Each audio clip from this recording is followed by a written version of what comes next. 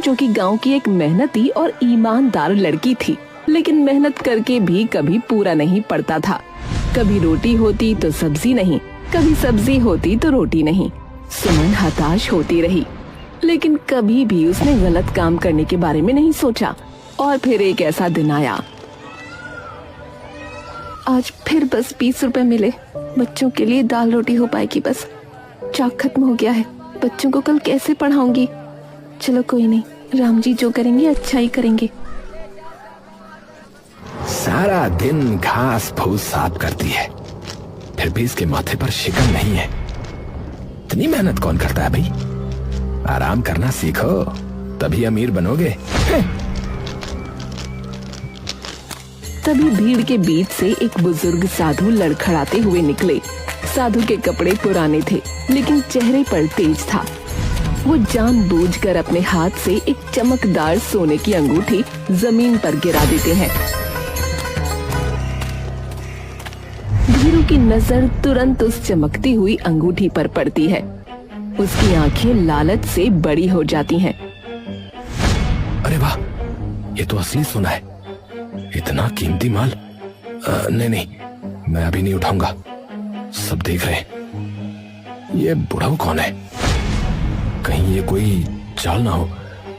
अभी थोड़ी देर सब्र रखता हूँ, जब कोई नहीं होगा तब जाकर उठाऊंगा। इससे पहले कि कोई उस अंगूठी को उठाता, सुमन की नजर उस अंगूठी पर जा पड़ी।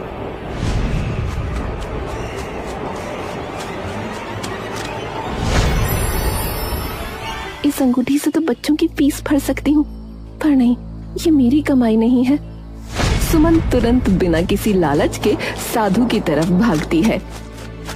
बाबा, बाबा जरा रुकिए। सुमन हांफते हुए साधु के पास पहुँचती है। बाबा, ये आपकी अंगूठी है, रास्ते में गिर गई थी। मेरी अंगूठी? मेरी नहीं होगी। तुमने क्यों उठाई? तुम इतनी थकी हुई लग रही हो। गरीबी अपनी जगह है बाबा, पर ईमानदारी से बड़ी कोई दौलत नहीं। जो चीज मेरी नहीं है उसे मैं नहीं ले सकती, और ये आपके ही झोले से गिरी है शायद। बाबा मना करके आगे बढ़ जाता है। वो सुमन को आजमा रहा था। सुमन इधर उधर देखती है और अंगूठी को उसकी जगह पर रख देती है। जिसकी होगी वो इसे ढूंढते हुए यहाँ आएगा और ले जाएगा। अरे नहीं, यहाँ तो कोई भी लालच में आकर इसे ले जाएगा। मुझे बाबा को देनी ही होगी।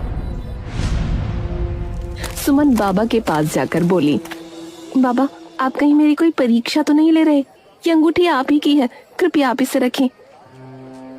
बेटी, तुमने साबित कर दिया कि गरीबी 2 वक्त का खाना छीन सकती है, परंतु ईमानदारी नहीं।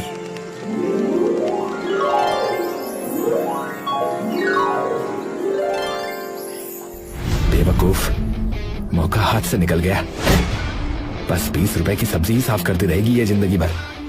मेरे हाथ से भी गई अब वो अंगूठी।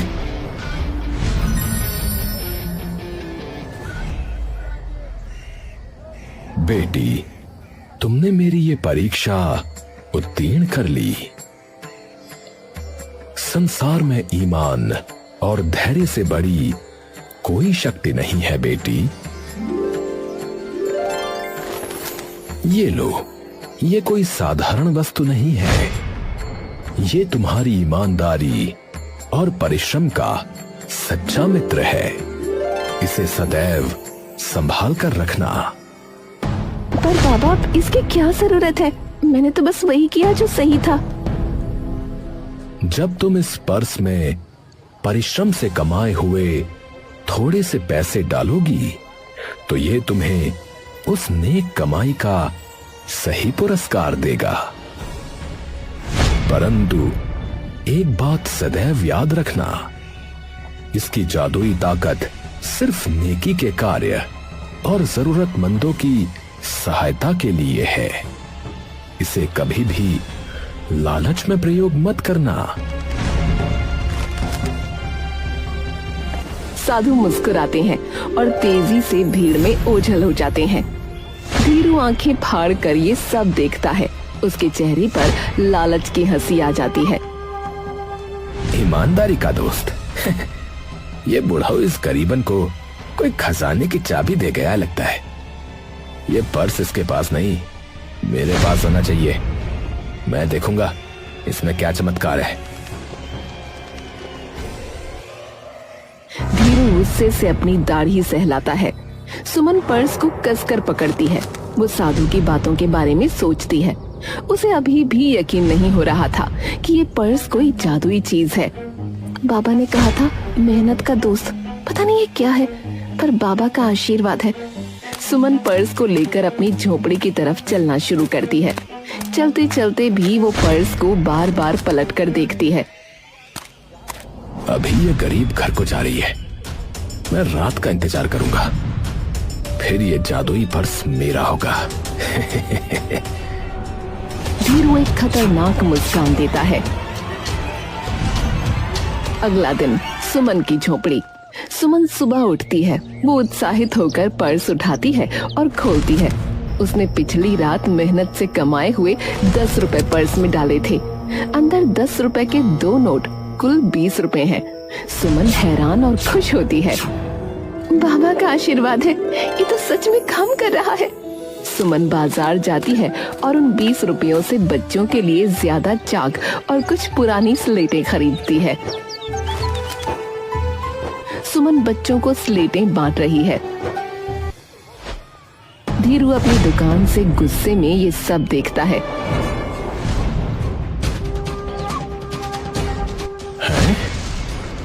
20 रुपए कमाने वाली औरत के पास इतना माल कहां से आया?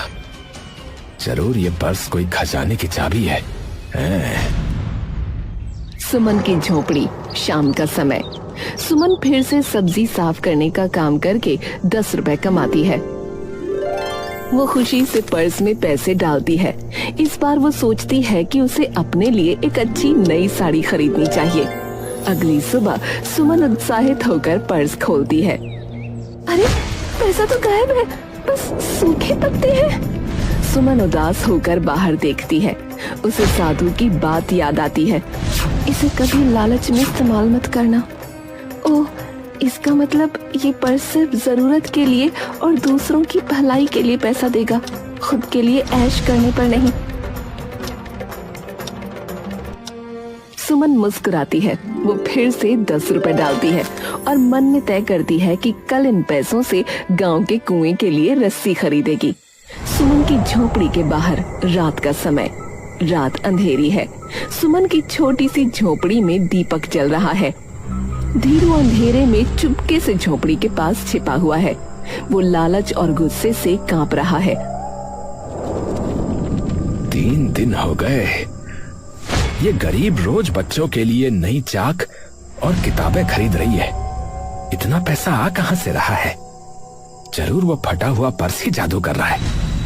आज रात मैं इस राज का पता लगा के रहूंगा। हाँ। धीरू झाड़ियों के पीछे से सुमन को देखता है। आज 30 रुपए की कमाई हुई, इसे कुएं की रस्सी के लिए डाल देती हूँ, बहुत पुरानी हो गई है। सुमन मेहनत से कमाए हुए 30 रुपए पर्स में डालती है और उसे संभालकर चटाई के नीचे रखती है। वही फटा हुआ पर्स, वही है असली चाबी। अब मौका है, बस थोड़ी देर। धीरू सांस रोके चोरों की तरह रेंगता हुआ सुमन की झोपड़ी में घुसता है। उसके चेहरे पर खुशी और डर दोनों है। ये पर्स अब मेरा है। धीरू तेजी से चटाई के नीचे से पर्स खींचता है। पर्स को कसकर पकड़ता है और झटपट बाहर भाग जाता है। धीरू का आलीशान घर। रात का समय। धीरू अपने आलीशान कमरे में उत्साह से मेज पर पर्स रखता है और वो हंसता है।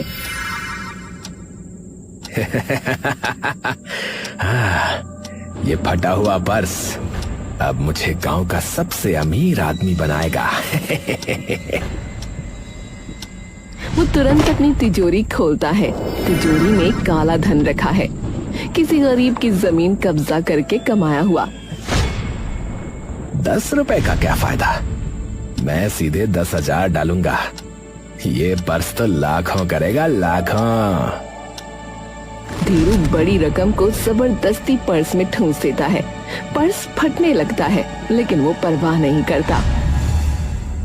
कल सुबह मैं करोड़पति बनूंगा। धीरू पर्स को तकिए के नीचे रखता है और बड़े बड़े सपने देखता हुआ सो जाता है। धीरू नींद से जागता है। उसकी आंखों में करोड़पति बनने की चमक है। वो जल्दी से तकिए के नीचे से जादुई पर्स निकालता है। आखिरकार 10,000 के 20,000, 10 गुना भी हो गया तो 1,00,000। मैं गांव का सबसे बड़ा सेठ बनूंगा। पर्स में 10,000 की रकम नहीं है। धीरू चौंक जाता है। उसके चेहरे का रंग उड़ जाता है। अरे ये क्या, कहाँ गया पैसा? पैसा कहाँ गया? कचरा? अरे ये कूड़ा करकट कहाँ से आया? मेरा पैसा कहाँ है? धीरू पागलों की तरह पर्स को फाड़ कर देखता है। जरूर सुमन ने कोई जादू किया होगा। ये बुढ़ाऊ साधु कोई चोर था, ऐसा ही कुछ था। वो जमीन पर बिखरे पत्तों को पांव से कुचलता है।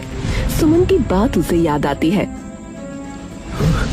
साधु ने कहा था ईमानदारी का दोस्त, और सुमन ने एक बार कहा था कि लालच में इसका प्रयोग करने पर पैसा गायब हो जाता है। धीरू का दिमाग अब तेजी से चलता है। हाँ, तो ये पर्स चोरी का पैसा नहीं लेगा। हाँ, ये केवल नेक कमाई और नेकी से बढ़ाएगा। अगर मैं अच्छे काम करने का ढोंग करूं तो, अगर मैं दिखावा करूं कि मैं अच्छा हूं तो,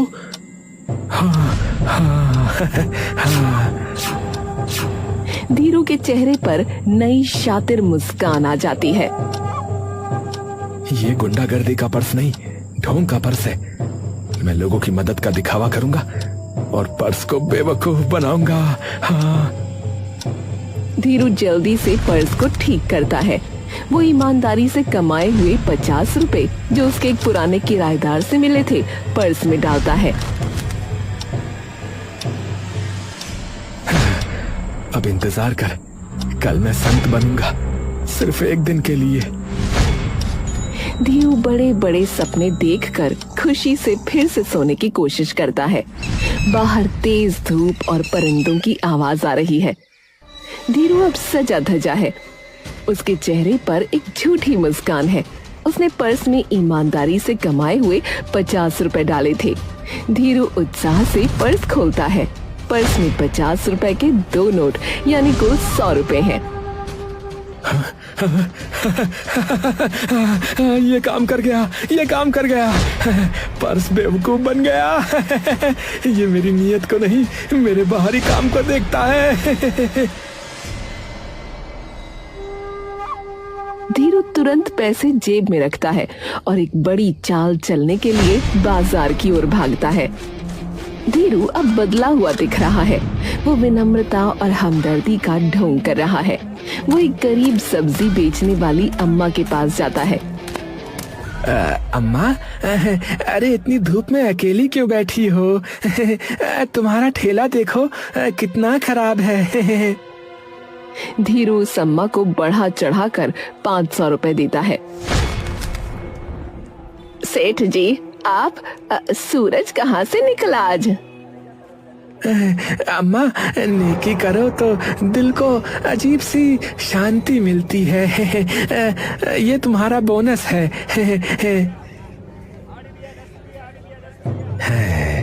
अब मेरा पर्स इसे लाखों में बदलेगा।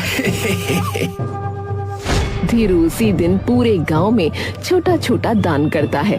कभी किसी को शरबत पिलाता है तो कभी गरीब बच्चों को मिठाई देता है। सुमन, देखो नेकी ऐसे करते हैं। हाँ, सिर्फ किताबें खरीदने से काम नहीं चलता है। सुमन हैरान होकर धीरू को देखती है। उसे शक होता है। धीरू थका हुआ है पर खुश है। उसने लाखों की एक्टिंग की है। धीरू पर्स में बड़ी रकम डालता है।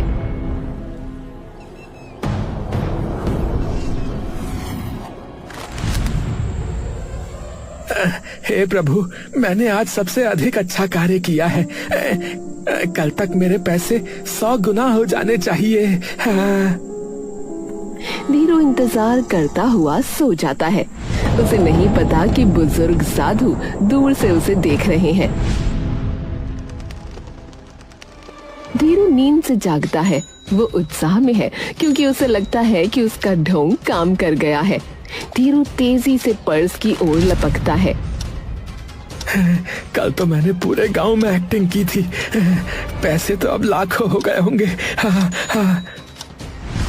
धीरू उत्साह से पर्स खोलता है, लेकिन पर्स में नोट नहीं है। पर्स पत्थरों और सूखे कांटों से भरा है। हाँ, हाँ, ये क्या मजाक है? ये क्या मजाक है? मैंने दान दिया था, लोगों की मदद की थी। ये पर्स काम क्यों नहीं कर रहा है? बाबा, आप, ये पर्स खराब हो गया। मैंने तो अच्छा काम किया था। नेक कार्य बाहर से किए जाते हैं या हृदय से? धीरू, जब तुम उस अम्मा को पैसे दे रहे थे तो तुम्हारे मन में क्या चल रहा था? मदद का भाव था। नहीं, तुम्हारे मन में था ये बुढ़िया मेरे लाखों बनाएगी। तुमने सहायता का मात्र दिखावा किया। इस जादुई पर्स को बाहरी ढोंग नहीं, अंदर की नीयत चाहिए। ये मात्र सच्चे हृदय से कमाए और खर्च किए पैसे को बढ़ाता है। मुझे क्षमा कर दीजिए बाबा, मेरा लालच बहुत बढ़ गया था। लालच इंसान को अकेला और असफल बनाता है धीरू। गांव वालों, ये जादुई पर्स सुमन की ईमानदारी और उसके धैर्य का पुरस्कार था। इसने सिर्फ सच्चे हृदय से की गई नेकी को बढ़ाया। धीरू ने इसका मात्र दिखावा किया, इसलिए पर्स ने उसे मात्र पत्थर दिए। मैं माफी मांगता हूं सुमन, मैंने लालच में तुम्हारा पर्स चुराया और नेकी का ढोंग किया। मैंने सोचा था कि मैं इस जादुई पर्स को बेवकूफ बना सकता हूं, पर पर्स ने मेरी बुरी नीयत को पहचान लिया। धीरू झुके हुए सर के साथ सुमन को पर्स वापस करता है। कोई बात नहीं धीरू भाई, उम्मीद है आप समझ गए होंगे। सुमन, तुम्हारी ईमानदारी ने इस जादू को सत्य साबित कर दिया। गांव के लोग अब सुमन की तारीफ करते हैं। वो धीरू को देखते हैं जिसने अब सबक सीख लिया है। बुजुर्ग साधु सुमन के पास आते हैं। बेटी, अब तुम्हें इस जादुई पर्स की कोई आवश्यकता नहीं है। तुम्हारी ईमानदारी ही तुम्हारा सबसे बड़ा जादू है। अब तुम जो भी कमाओगी वो नेक कमाई स्वतः अपने आप बढ़ेगी। धीरू, तुम भी मेहनत करो और नेक नियत रखो। लालच करना छोड़ दो। धीरू गहरी सोच में डूबा हुआ है। वो सचमुच अब मेहनत करने का फैसला करता है। अगले दिन से फिर अपनी सब्जी बेचने सुमन निकल पड़ती है।